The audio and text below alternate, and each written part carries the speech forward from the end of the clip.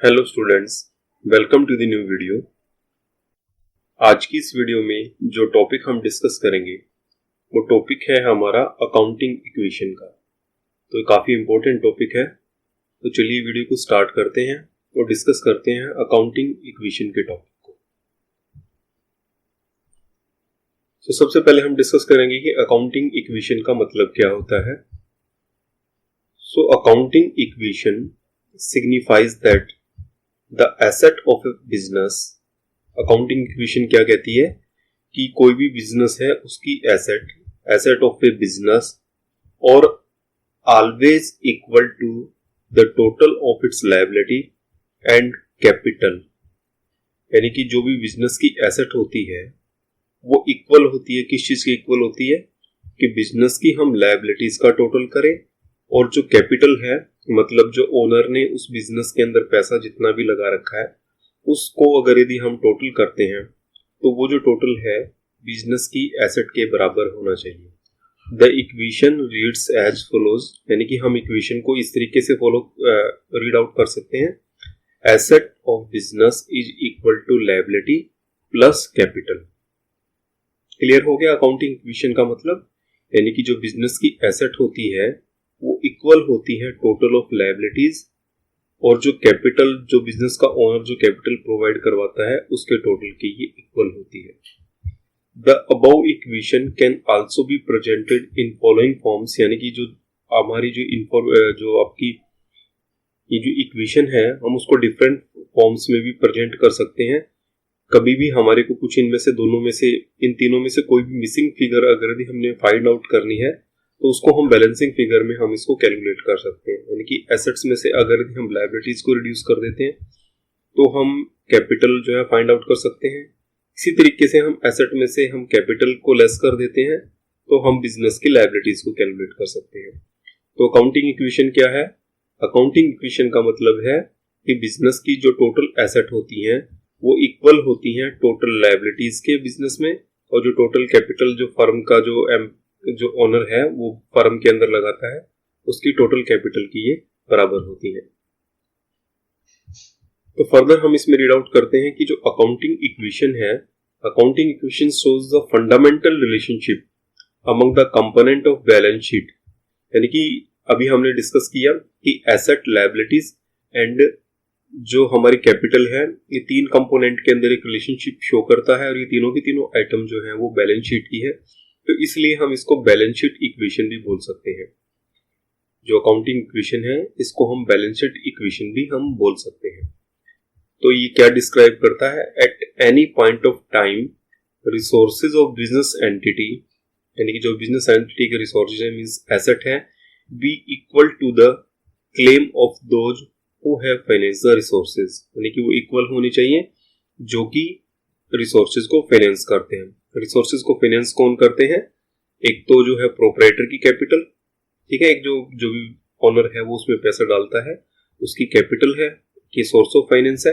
And second जो है outside liabilities है, जो भी आपके क्रेडिटर्स होते हैं उनकी लायबिलिटीज है। तो इन दोनों, ये जो दोनों पर्संस हैं ये बिजनेस के अंदर जो है रिसोर्सेज को फाइनेंस करते हैं और जो टोटल रिसोर्सेज है मींस के टोटल जो एसेट है वो एसेट जो है इन कैपिटल की और लायबिलिटीज के टोटल के बराबर होगी।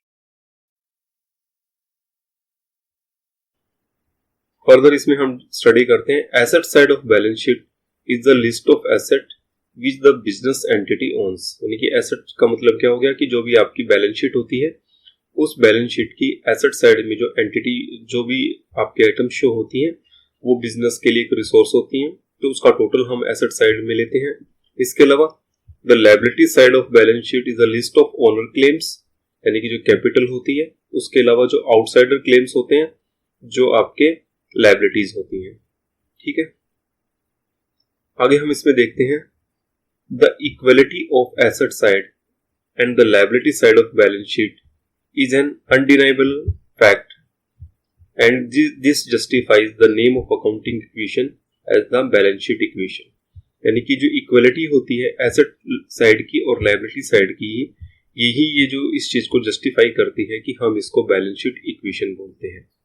फॉर एग्जांपल अगर यदि हम देखते हैं कि मिस्टर राम है, उन्होंने अपना एक बिजनेस स्टार्ट किया, उन्होंने कैपिटल इन्वेस्ट की है कितने रुपए की, 5 लाख रुपीस की।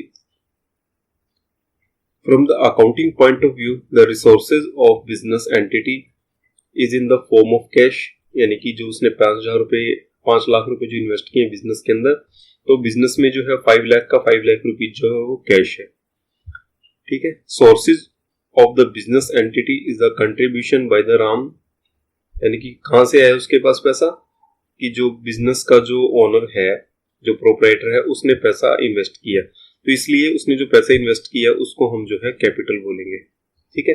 तो इसलिए बिजनेस के पास दो चीज होगी, एक तो कैश आ गया, cash is the sources, and second जो है कैपिटल। कैपिटल क्या है, कैपिटल जो है जिस रिसोर्सेज को उसने फाइनेंस किया है, मींस की प्रोप्राइटर कैपिटल। ठीक है ना। तो अगर यदि हम इसको डिस्क्राइब करते हैं एक बैलेंस शीट के रूप में, तो हम बैलेंस शीट की लायबिलिटी साइड में आ जाएगा amount, asset side and the amount. तो हम बैलेंस शीट में हम कैपिटल में लिखेंगे क्या, 5 लाख रुपीस, क्योंकि राम ने इसको फाइनेंस का रखा है तो इसलिए उसको कैपिटल माना जाएगा। एंड सेकंड साइड में हम जो है एसेट्स में हम लिखेंगे कैश जो है बिजनेस के पास जो है वो 5 लाख रुपीस का। ठीक है। तो इस तरीके से हम जो है डिफाइन करेंगे कि जो आपकी जो लायबिलिटीज और जो एसेट्स है उसका जो टोटल है वो आपका इक्वल है। ठीक है ना।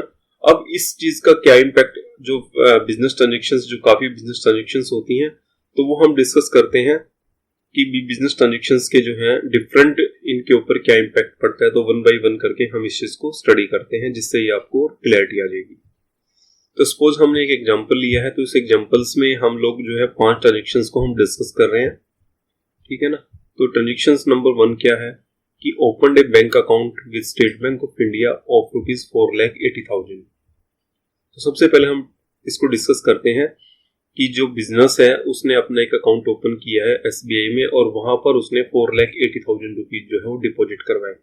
तो इस एंट्री का इम्पैक्ट क्या पड़ेगा, देखिए इस एंट्री का इम्पैक्ट ये पड़ेगा कि जब आप 5 लाख रुपए बिजनेस के पास कैश था, उस 5 लाख रुपीज में जो है ₹4,80,000 आपने बैंक में जमा करवा दिए, तो आपके पास जो है कैश बैलेंस जो है नेट में ₹20,000 का रह जाएगा।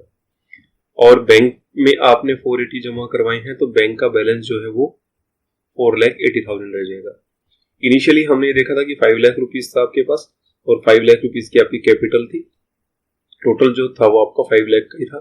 तो इससे भी आपको कोई इम्पैक्ट नहीं पड़ा कि आपकी कैश 20,000 का है एंड बैंक में बैलेंस है 480 का, तो टोटल एसेट बिजनेस के पास जो है 5 लाख रुपीज की रहेंगी और 5 लाख रुपए की जो है वो कैपिटल रहेगी, क्योंकि इस ट्रांजेक्शन का जो है और कोई इम्पैक्ट नहीं आ रहा। टोटल जो रहता है वो आपका 5 लाख रुपए रहेगा।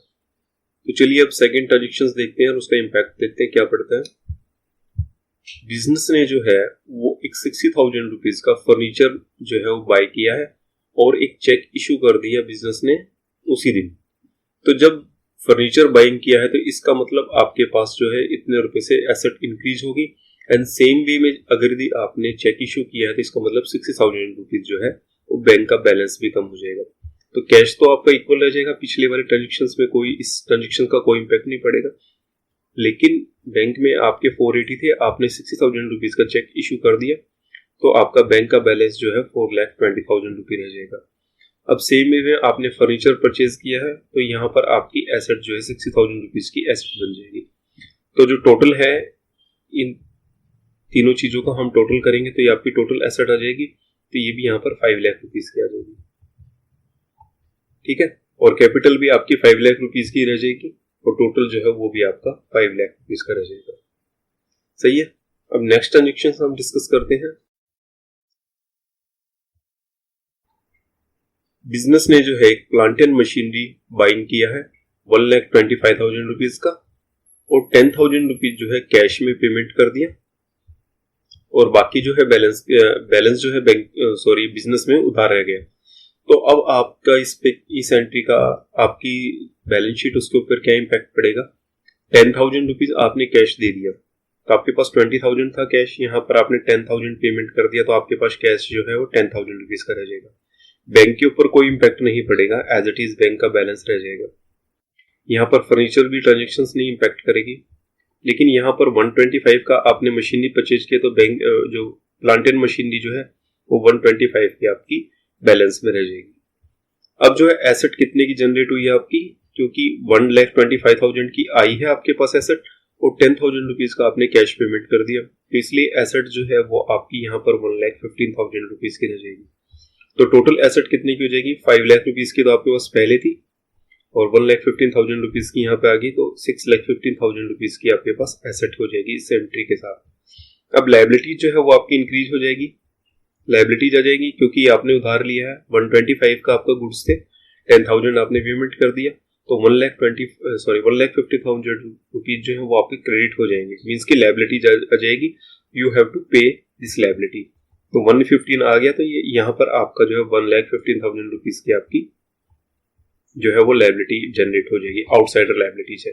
5 लाख रुपीज का आपका कैपिटल आ जाएगा, तो अगर यदि हम इसका टोटल लायबिलिटी करेंगे तो आपकी 6,15,000 रुपीज की आपकी टोटल लायबिलिटी ये आ जाएगी। क्लियर होगी चीज ये। अब नेक्स्ट एंट्री देखते हैं हम लोग, गुड्स जो है वो परचेज किए हैं 55,000 रुपीज के, ठीक है, 55,000 रुपीज के आपने गुड्स परचेज किए हैं।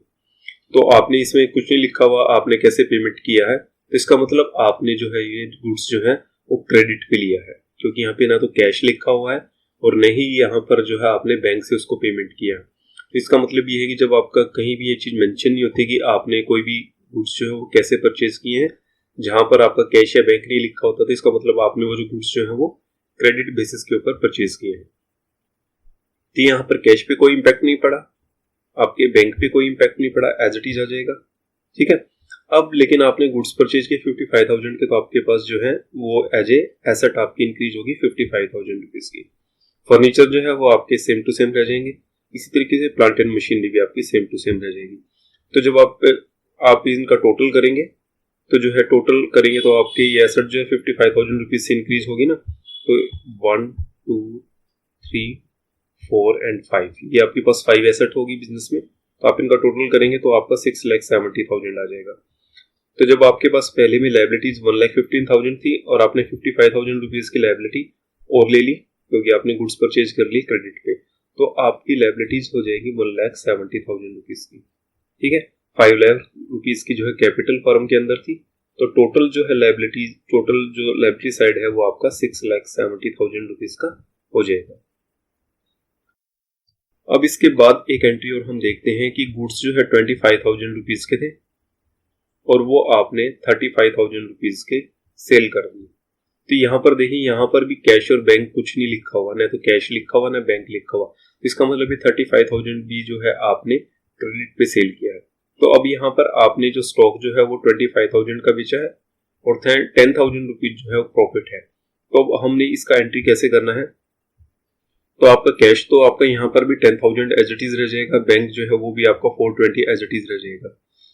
तो यहाँ पर आपके डेटर्स जनरेट हो जाएंगे। जब आपने उधार माल बेचा है तो आपके डेटर्स बनते हैं और जब आप उधार माल खरीदते हैं तो आपके क्रेडिटर्स बनते हैं। सो आपने जो है गुड्स जो है वो 55,000 का था, तो 25,000 रुपीज का आपने सेल कर दिया, तो बैलेंस जो है वो 30,000 रुपीज का रह जाएगा, ठीक है। फर्नीचर के ऊपर कोई इंपैक्ट नहीं, प्लांट एंड मशीनरी के ऊपर कोई इंपैक्ट नहीं। जो टोटल एसेट्स है वो आपकी 10,000 रुपीज से इंक्रीज हो जाएगी। कैसे इंक्रीज हो जाएगी कि आपके डेटर्स जो है 35,000 रुपीज के आए हैं और 25,000 रुपीज का आपका गुड्स गया है, यानी कि 25,000 रुपए का आपका जनरेट हुआ है एसेट्स में और 25,000 रिड्यूस हुए हैं। तो इस कारण से जो 10,000 रुपीज की है वो एसेट इंक्रीज हो जाएगी। तो यहाँ पर टोटल एसेट जो है आपकी 6,80,000 रुपीज की आ जाएगी। लायबिलिटी में कोई इंपैक्ट नहीं पड़ा, तो लायबिलिटीज आपकी एज इट इज जो है 1,70,000 रुपीज की रह जाएगी, ठीक है। कैपिटल आपकी इंक्रीज हो जाएगी, क्योंकि जब भी बिजनेस के अंदर प्रॉफिट होता है तो प्रॉफिट के साथ क्या होता है कि जो प्रोप्राइटर है उसकी कैपिटल इंक्रीज होती है और लॉस के साथ जो है वो प्रोप्राइटर की कैपिटल जो है वो डिक्रीज होती है। तो 5 लाख में जो है हमने 10,000 रुपीज ऐड कर दिया, तो जो कैपिटल है वो 5,10,000 रुपीज की रह जाएगी। इन दोनों को हम ऐड करेंगे तो 6,80,000 रुपीज की आपकी टोटल कैपिटल आ जाएगी और जो आपका टोटल एसेट है वो आपकी 6,80,000 रुपीज की है। तो ये जो दोनों कॉलम्स है आपके total asset equal to the liability and plus capital जो है 6,80,000 हो जाएगा। तो जितने भी हमने ट्रांजेक्शंस की है उसका इम्पैक्ट जो है कहीं ना कहीं जाकर एसेट्स के ऊपर, लायबिलिटी के ऊपर और कैपिटल के ऊपर जो पड़ता है, तो वो ड्यूअल इफेक्ट पड़ता है। तो ड्यूअल इफेक्ट के कारण क्या होता है कि जो भी एसेट्स है बिजनेस की, जो टोटल ऑफ एसेट्स है वो total of capital plus liabilities की वो बराबर होती है। तो यही जो है अकाउंटिंग इक्वेशन है, और आगे भी हम फर्दर इन चीजों को स्टडी करते रहेंगे। एक बारी हम लोग इस चीज को हम बैलेंस शीट में कैसे राइट डाउन करेंगे वो हम इसको देख लेते हैं। बुक्स ऑफ राम में हमने इसकी एडजस्टमेंट की है, balance sheet as on liabilities and asset side आ गई आपकी, ठीक है। तो आउटसाइडर क्लेम जो है, ये मैंने उल्टा लिख दी यहाँ पे, आउटसाइडर क्लेम जो है वो आपका 1,70,000 रुपीज का रहेगा, और जो कैपिटल है वो आपकी 5,10,000 रुपीज की रहेगी। इस तरीके से बिजनेस में कैश जो है अभी हमने देखा बैलेंसिंग फिगर में 10,000, बैंक का बैलेंस है 420, डेटर्स हैं आपके 35,000 के, स्टॉक है 30,000 का, फर्नीचर है 60,000 का, एंड प्लांट एंड मशीनरी 1,25,000।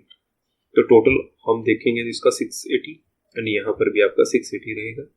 तो इट मीन्स की जो एसेट्स है बिजनेस की, मीन्स की 6,80,000 की जो एसेट्स है इक्वल टू द लायबिलिटी जो है 1,70,000 रुपीज की, प्लस में कैपिटल जो है 5,10,000 रुपीज का। तो ये जो है अकाउंटिंग इक्वेशंस मेरे ख्याल से आप लोगों को समझ में आ गई होगी कि किस एंट्री से कहां पर एसेट पे, कहां पर लायबिलिटीज के ऊपर किससे इसे इम्पैक्ट होता है।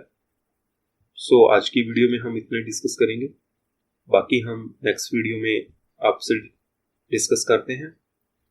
Thank you for watching the video. आपको मेरे ख्याल से टॉपिक समझ में आया होगा, तो आप वीडियो को लाइक शेयर जरूर कीजिए, एंड कोई भी आपकी क्वेरी है तो आप अपने कमेंट सेक्शन में उस क्वेरी को जरूर डालिए। Thank you so much for watching the video.